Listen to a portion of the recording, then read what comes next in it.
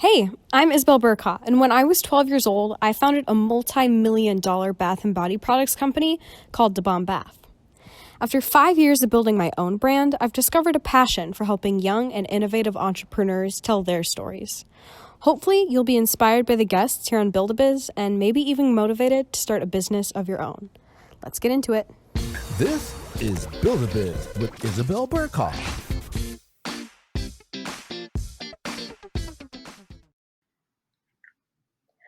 All right, everybody, welcome back to Build-A-Biz. Today I have a very special guest joining me. Her name is Jade Darmawangsa, and she is the content creator and the media company owner, as well as a songwriter and singer. And on top of all that, she knows a lot about cryptocurrency. Jade, thank you so much for joining me here today.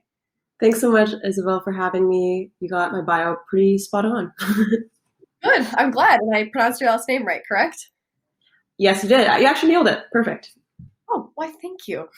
And I love that you actually played on your last name and created something called the Dharma Nation. I'm following you on social media, obviously, as many are. And you're also kind of an expert on social media. Can you tell me a little bit about what the Dharma Nation is and just how your story started and how that translates into what you're doing today? Yeah, so like everyone that was younger, I watched a lot of YouTube, a lot of beauty YouTubers, Bethany Moda or Michelle Phan, just very like the OG YouTubers in 2009. So I started my channel being inspired by them, and I wanted to take it seriously. I really did want to, not necessarily make money from it, but I just wanted it to do it full time. If I needed to make money from it, then I had to, right? So for me, it really came out of passion for making content. And then when I was 16, I actually decided to share a little bit about how I make content on Instagram. And that video blew up to 1 million views. And keep in mind, I was still in high school and I was like, what the heck is going on? And then from there, I started to make money and I really wanted to pursue it. So I actually dropped out of high school, moved to LA to do full-time content creation. So, I remember moving to like this tiny little dorm in like USC. It was like $800 a month. Not really sure how to pay the bills, but I really worked hard at making a lot of videos. I was also started a company called X8 Media, where we do digital marketing for brands, and I still run that company today. So that's how I started. Really, just loving to tell stories, and because I watched so much YouTube, I wanted to become a YouTuber myself. So my expert in terms of social media just came from 10 years of making content, and now I consult brands to do the same. That is awesome. And then what is the Dharma Nation? Is that like the name of your fans? Oh yeah, that's basically the people that like support me. Yes. That's the name of the family. That's so cute. I also was a fan of Bethany Moda, like big time. I did all of her DIY crafts that she did. And, I always had like the skirt and like the plaid, like flannels going on that she told me to style. So I love that. And I know that she called her supporters motivators, right? Yeah. Motivators. Yeah. So that's awesome. I'm really impressed that one day you just like decided to move to LA when you were I was like 16. Yeah. Wow. That's insane. So do you have a driver's license, may I ask? I just got it. Yeah, so you were moving to LA at the age that like some people are just starting to like drive, but you were like, no, driving's not for me. I'm just gonna move across the country and live by myself now all of a sudden. Like, how did you find the motivation to do that? Like, or like, I guess the strength. Can you walk me through that a little bit? Like your thought process? Yeah, I think a lot of people have different fears. I know some people it's maybe their parents not approving them, or maybe your fear is like your friends leaving you. I think my number one fear at that age was like missing out. Like that was my fear. So how did I go take a huge risk? Well, my biggest fear was not taking risk. I have a huge fear and regret. So I think for me, it was like really important to move to LA to collab with other creators, to see the opportunity. Obviously, LA is like the heart of entertainment and YouTubers. So I was like, I am more scared of losing this opportunity.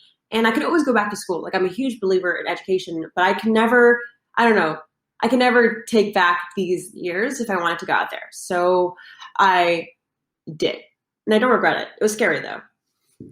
And I'm sure you've grown so much too over the past years.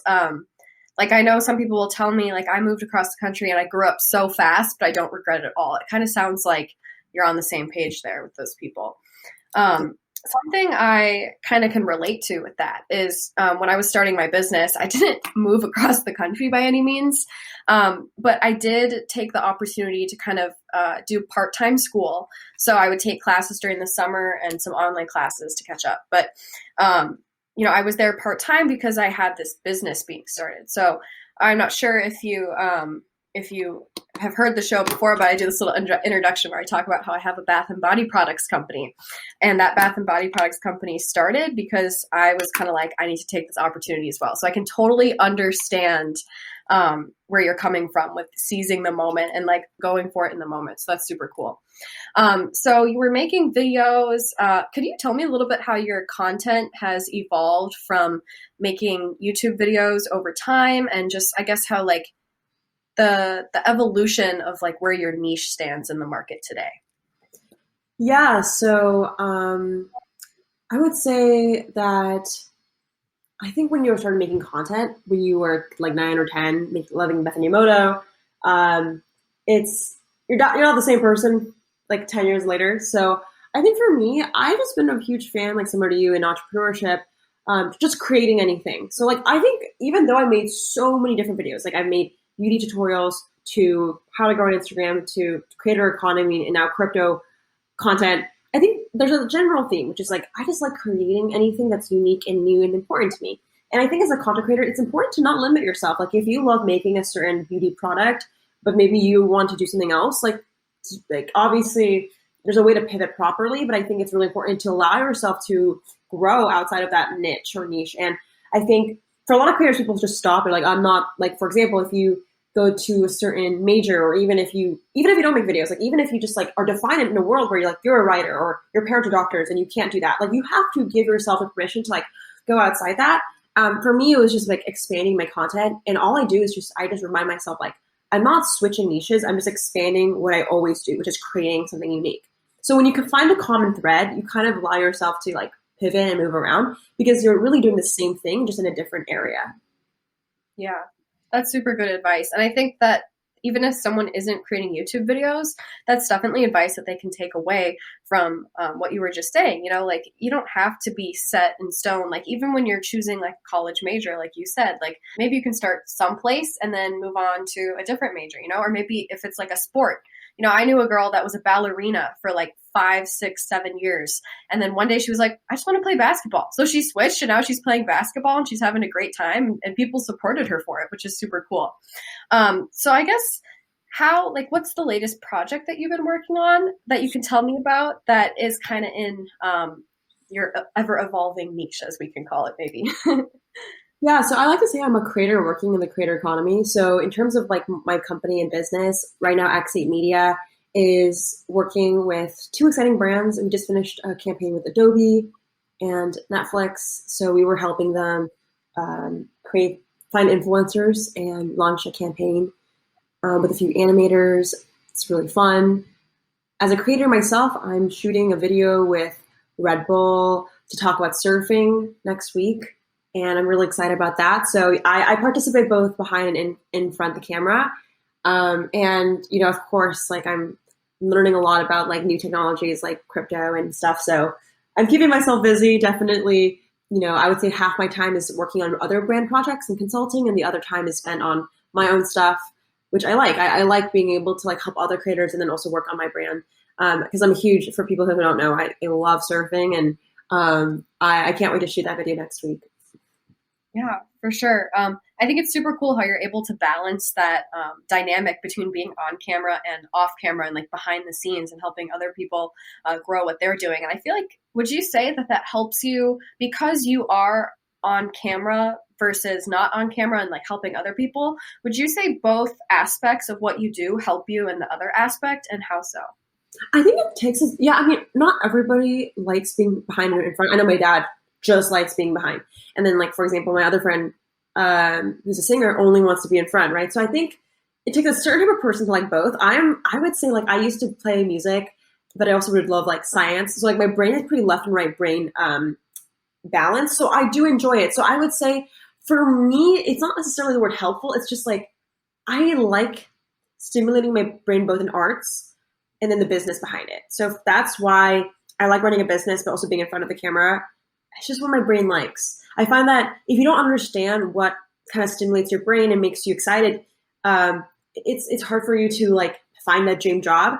But I do think it's helpful because for when I am able to make my content, I can empathize with creators and vice versa. Yeah, totally. And that's cool because it's kind of going back to what you said before, which is just kind of like going with your gut and like just kind of ever evolving. It's almost like you were just kind of listening to your brain. You're like, this feels natural to me on both sides, so I'm not going to limit myself to one section. I'm going to go for it on either side, which is super cool.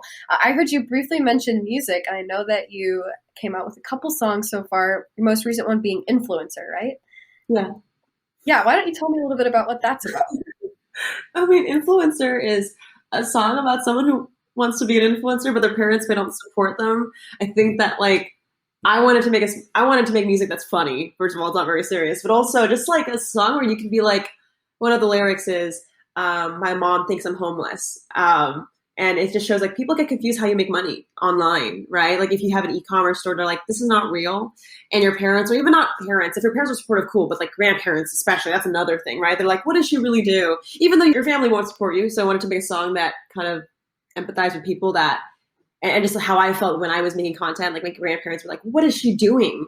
Dropping out of school, doing content. So that's the song Influencer. It's on Spotify. It was really fun to make. And I've been doing music from actually like classically and professionally for 10 years on the violin. So it was just fun to kind of put two worlds together. And I feel like every YouTuber at this point has a song, so why not? Yeah, might as well jump on the bandwagon and just, add your own special twist to what other people are doing. I kind of feel like that's what social media is. It's like, it's a place where you can follow trends and where you can invent trends as well. But it's also cool to just see everybody's like renditions of what they're doing online. So I personally like your song. I think it's cute. Yes, everyone look at it on Spotify. I heard you before compare your business to your X8 Media, your business to a natural accident. Can you tell me why you would think that natural accidents happen in people's lives and how you kind of go through this process of like teaching yourself about certain subjects and how that just like flows naturally into what you're doing? I think this is a good question. So my company I describe as a natural accident really to me means that I did not plan to start a business. And by accident, I started one. So for me, like I said in the very beginning, I just liked creating videos. All I wanted to do is find a way that could be my full-time job. Starting a company and being a CEO wasn't like the end goal. Of course, I saw like movies of like cool CEO characters or like, boss babes, and I really look up to it. But for me, it was like very simple. Like I just want to make my craft. And I think the reason why I think it's so important, and I didn't realize this till later, is when you want something super, super bad. Like I still believe it's important to have goals, but I think the problem people run into entrepreneurship is that when they immediately want to make money. And if you want to start a business and your first goal is to make money, you're going to run into some issues because running a company is like a long-term goal, right? You could spend 2 years, maybe, no money for a solid 2 years before you sell the company or you get a good deal, right? So you have to be patient. So you have to find your why that has nothing to do with financials. So the reason why I say starting a business was an accident is because I think people should have this idea of like the business should be an accident. It should first start with like a cool product you want to make, right? And you're passionate about it. And it just so happens to be a business. It's the way that you're kind of going about launching it into the world. It should not just be like you want to start a business just because. You can do that, but it's going to be a long journey and you might get really burnt out. And as you know, even very like big companies in Target or whatever, like just because they're on the shelf, it doesn't mean that they're not having issues too. And founders at larger scales have to find their why beyond financials. This is like nothing to do with if you're a small business owner. This happens to every founder at any size. So I think it's important to find your why, and the accident kind of gets you in that mindset. Yeah. I agree with that. I actually kind of feel like that stands true to what I do with my bath bomb business. It really was an accidental business, like you were saying. So that really hits home for me, especially because I feel like when you're creating a product just to make money, like you mentioned, sometimes you fall into this pattern of creating a company by trying to think about what other people want from the market. Rather than, I feel like when you create a business by accident, you're actually creating a business based on what you want from the market and what you want to see and what you want to maybe create. And then that just flows a lot more naturally, in my opinion. And then that gives you the why. And then it also gives you a little bit of insight into what you're doing, because you totally understand the customer that way. And then you understand the market even better. Like my sister and I were just creating bath bombs for fun in our basement. And then our friends wanted to try them. And then all of a sudden we were selling at an art fair, and it just was a natural kind of cycle of beginning this business, which didn't even really start being profitable. It literally started with a $150 investment from my mom. So that's sort of an interesting connection that I have to what you're saying. When did you realize you wanted to take it seriously? I would say at the second art fair that we did, we were actually approached by a salon owner. And legend has it, he used 8 bath bombs the night before that he'd bought from our stand because it was a 2-day fair. And he came back and said, I want to carry these in my salons. And we were thinking, oh, wow, someone likes these as much as we do, and we could actually turn this into a real business. So What was your moment where you wanted to just go for it? Yeah, I think for me it was that 16-year-old moment where someone also, it wasn't someone approached me at an art fair, but I was watching a YouTube video and this person who was also 17 years old, started a media agency. He was based in London, and I just was there's people that exist. It really takes only one person to be either you can do this or this exists, or you should put it out into the world, and it clicks for you. It does help when you have supportive parents. My parents were super, super supportive with everything. But even if you guys don't have supportive parents, find that supportive circle. I remembered I had this group chat of young entrepreneurs. I'm sure, Lena or a bunch of the young Gen Z founders. But it's just nice to know that these kids exist, that people are like you, because it's a very lonely journey. And you could feel like an outcast, especially if you're doing this while in high school. That's a whole other topic. But yeah. Yeah, it was definitely hard for me too, because I felt like I didn't think I was above anyone, so to speak, but I did think I was a little bit further along in the life process, I guess. Or, I was it's almost like my life was stretched out a little bit further, because in high school, you want to be a high schooler, you want to hang out with friends, and maybe for you is go surfing, and, just do fun activities like that. But then when you're also trying to run a business, you have to stretch yourself a little bit thinner and, have part of your personality in this professional business world, and then also try and navigate the everyday high school struggles of Totally. So Jade, we're actually going to take a really quick music break, but when we return from the break, we can continue on your story. Hey everybody, welcome back to Build-A-Biz. If you're just joining me now, I'm your host, Isabel Bercaw, and I'm here with Jade Darmawangsa. She is the content creator, musician, media company founder, and owner, as well as a cryptocurrency expert. Jade has quite the long resume, but I think right now I want to talk most about her Green Room turned Create Club. Jade, can you tell me about that? Yeah, so we pivoted. So Green Room is my creator community. We're having a rebrand to Create Club.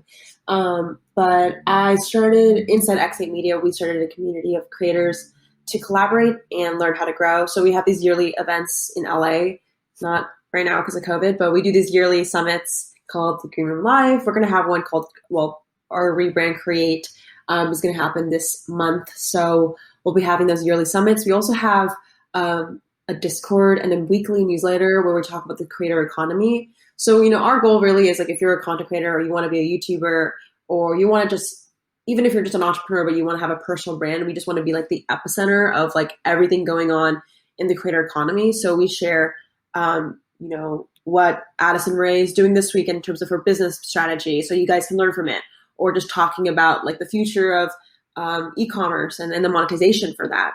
And we also have these feedbacks where you can get feedback on your work or your project from like-minded people. So that's the Create Club.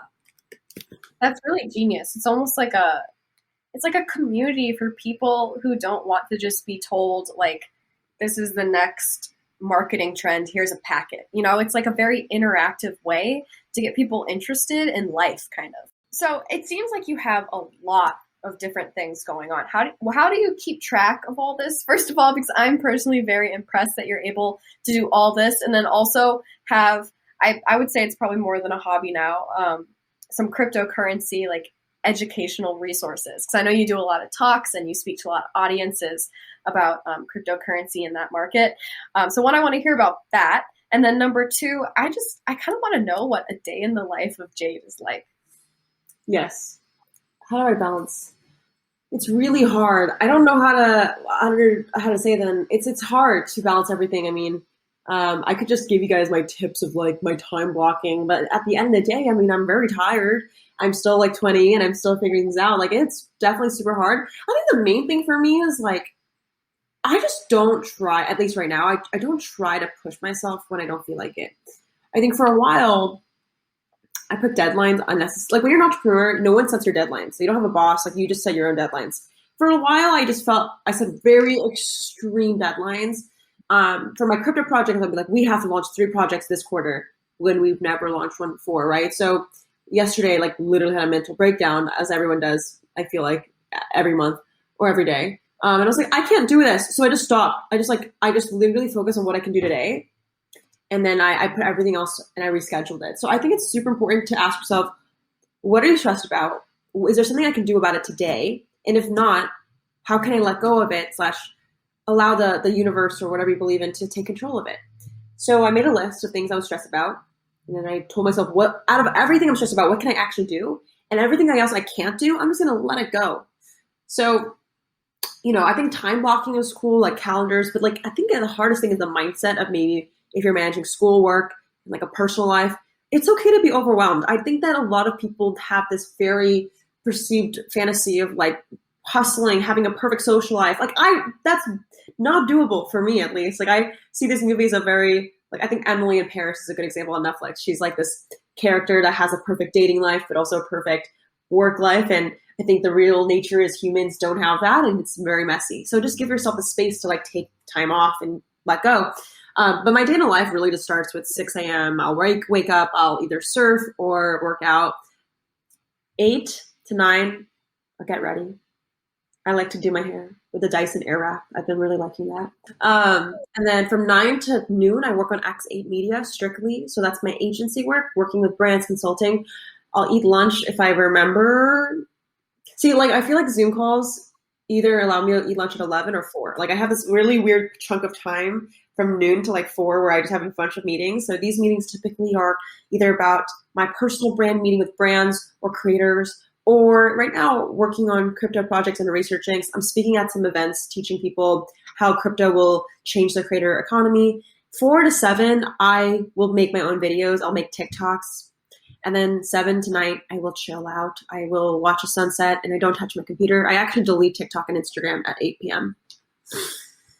That's impressive. And I reinstall it the next day. Yeah. I love it. I mean, I think that's a really good tip, honestly. If you don't want to be pressured by your phone, just delete it.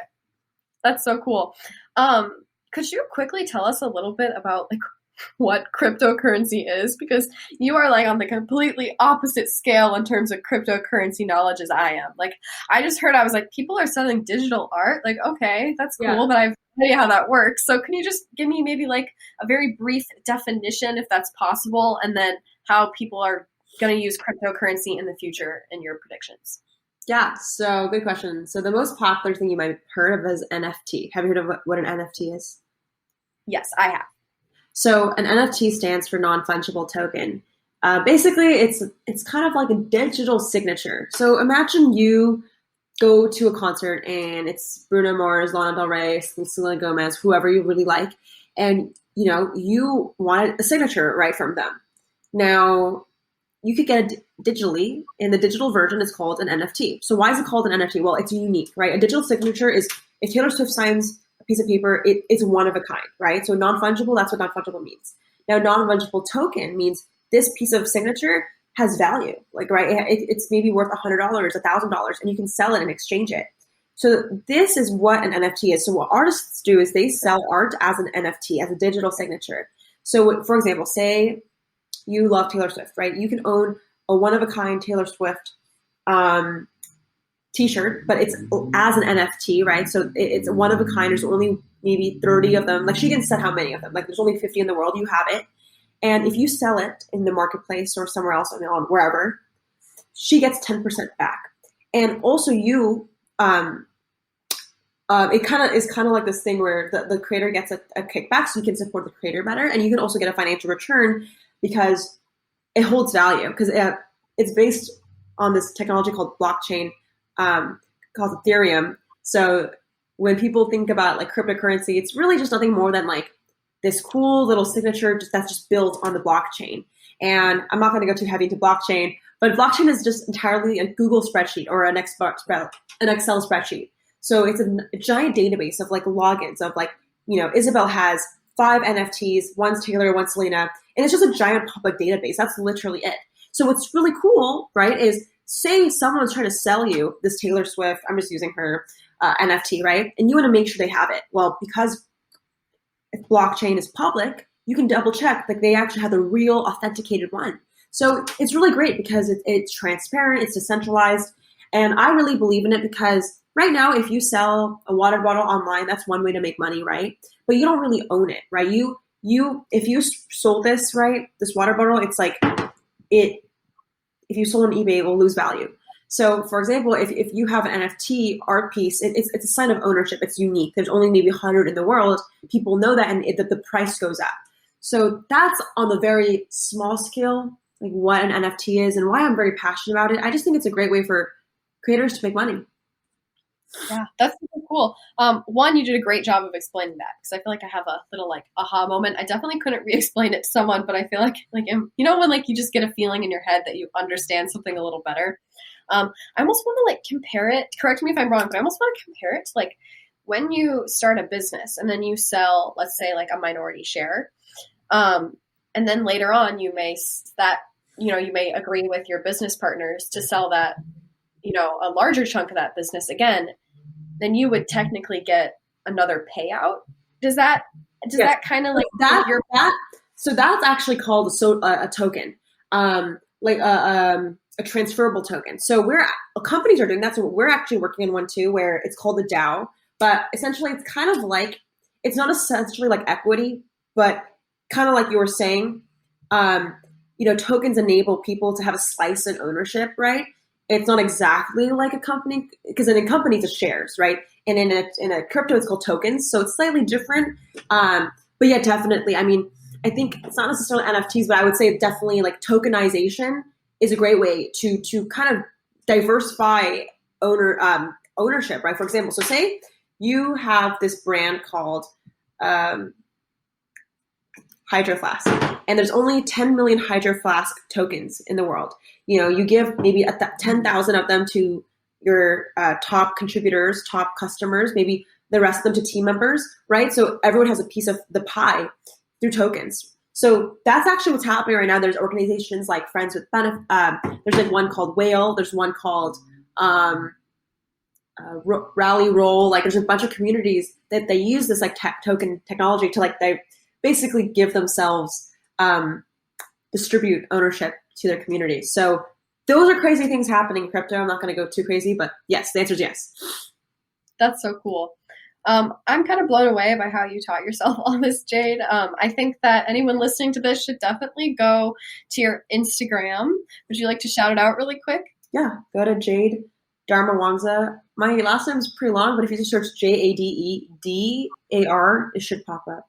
And I'm also on TikTok. I have a lot of different content on TikTok. It's kind of weird, but I also have YouTube and Twitter.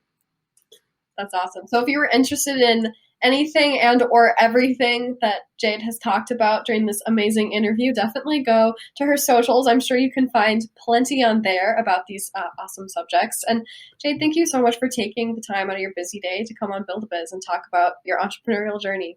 Thank you so much, Isabel. I'm happy to be here, and thank you guys. Yeah. All right, so if you want to listen to this episode again or you want to check out other episodes, definitely go to the Build-A-Bear YouTube channel where you will be able to find a Build-A-Bear Radio playlist, and you will see a bunch of different videos featuring Build-A-Biz episodes. You can also follow me on Instagram. My Instagram is isabel.bercaw, and I will be posting updates about the next upcoming guests that I will have on my show right here on Build-A-Bear Radio every Saturday at 1 p.m. Pacific Standard Time. Thanks. Have a great day. Until next time. Bye.